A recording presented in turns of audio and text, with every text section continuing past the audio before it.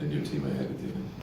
Listen, I think that stop at the end of the game was indicative of who we were all night. We fought, we clawed, and the basketball gods shined on guys that have been playing good basketball and guys of high character and guys that are together and spirited. So it's just nice, to see those guys in that locker room rewarded for their efforts. D'Angelo talked on the court about the guys staying connected throughout this whole thing. You talked before the game about the film session, the players-only film session. What role did that play in those guys, again, sticking together and then coming through in the end tonight? Well, that's why you bring guys like that into your locker room, into your program. With guys with great character and great spirit, and they kept their spirit. Even last game, I thought our spirit was off the charts and our togetherness. So, and then the film session. Listen, maybe we'll have to do the film session the rest of the year. That would make my life easier.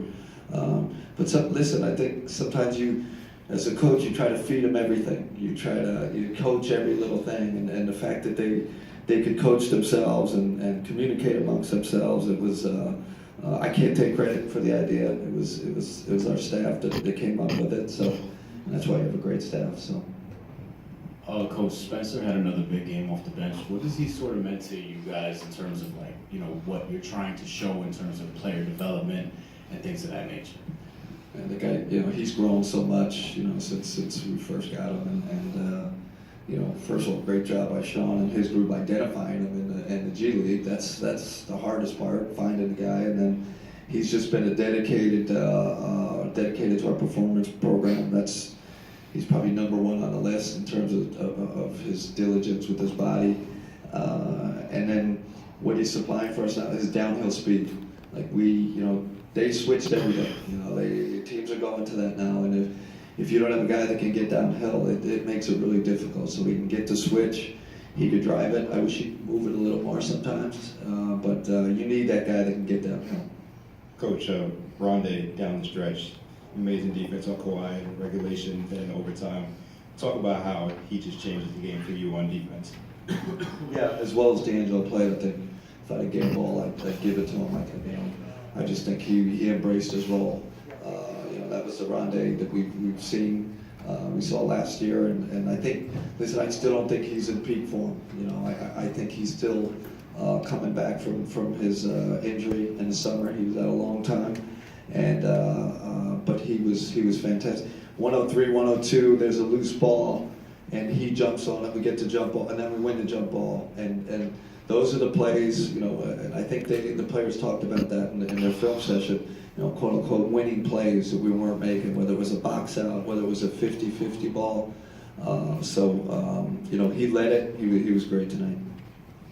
Coach, how about D'Angelo in the third quarter, and then kind of stepping up in the overtime with the first couple baskets for you? Huge. What can I say? We needed his offense, and he kind of carried us. Without him, I'm not sure how you score against that team today. They're so athletic, and every shot is contested. They're a heck of a defensive team. So we just, we needed. That's one of D'Angelo's talents. He's a high-level scorer, and we needed it tonight. Did you see Jared kind of slam the ball down after that last rebound? As the buzzer went out, just kind of. Yeah, I think they're sick of hearing you guys talk about the fourth quarter and blowing leads, but they don't understand. You guys have a job to do, and you have to tell it like it is. But I think that was part of the frustration and the joy at the same time. Frustration of our close losses and the joy of closing that one out. Sorry if you've been asked this, but they were really contesting shots at the three-point line in the fourth period and on. What do you think you did offensively to withstand that this time? Yeah, I think, excuse me, I think D'Angelo, his mid-range kind of opened it up a little bit, him hitting mid-range. And then I saw Spencer got downhill and got into the teeth of the defense. They are, Greg, you make a great point, they are elite in contesting three-point shots. You don't think they're there, and then all of a sudden, out of nowhere, they got a hand in your face. So I thought we did a good job. Damari had one where he shot fake and got in the lane. I thought we just our drive mentality was excellent. Okay, thank you. Thanks, everybody.